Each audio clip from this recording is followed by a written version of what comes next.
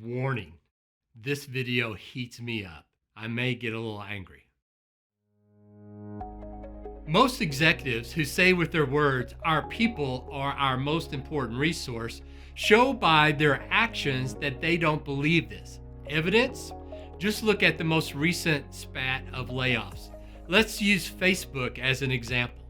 On November 9, 2022, Mark Zuckerberg sent out a company-wide letter explaining that he and his team had made a mistake on the demand for ads and products post-pandemic. Facebook assumed the escalated demand generated during the pandemic would continue. It did not.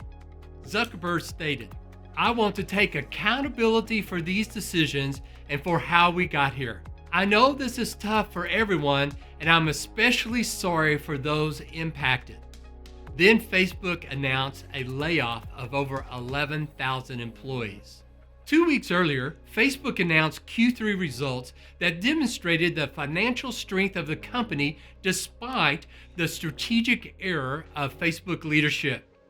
Product use grew 2%. Headcount, unfortunately, was up 28% over Q3 in 2021. Facebook had over $4 billion in net income and $42 billion in cash at the end of Q3. They had even set aside $17 billion for stock repurchase, which of course primarily enriches executive compensation. Facebook clearly was not anywhere near financial trouble as these numbers were achieved before the layoff. These 11,000 people took the impact of Zuckerberg's poor business decision. They were held accountable, not him. These numbers show that the layoffs were completely unnecessary. So why did they happen?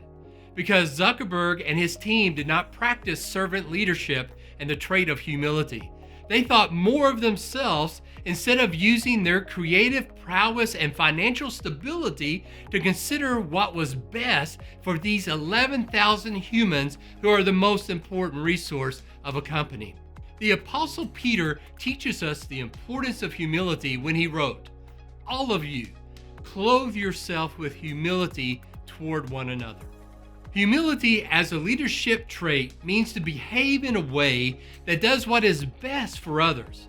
A humble leader does not consider themselves more important than the employees.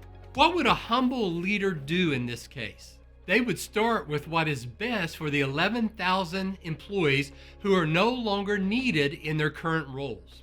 You know their work ethic and commitment to Facebook, so considering the enormous financial status of Facebook, the company could have retained every employee who wanted to stay and retrain them for other positions. Zuckerberg could have exhibited true servant leadership and a new model of how to treat the most valuable resource in the company, the people, and no one would have lost their job.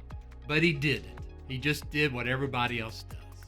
So as a parting food for thought, I encourage you to think about the humble, servant-oriented leaders in your life. How have they impacted you, and what did they do different as a servant leader?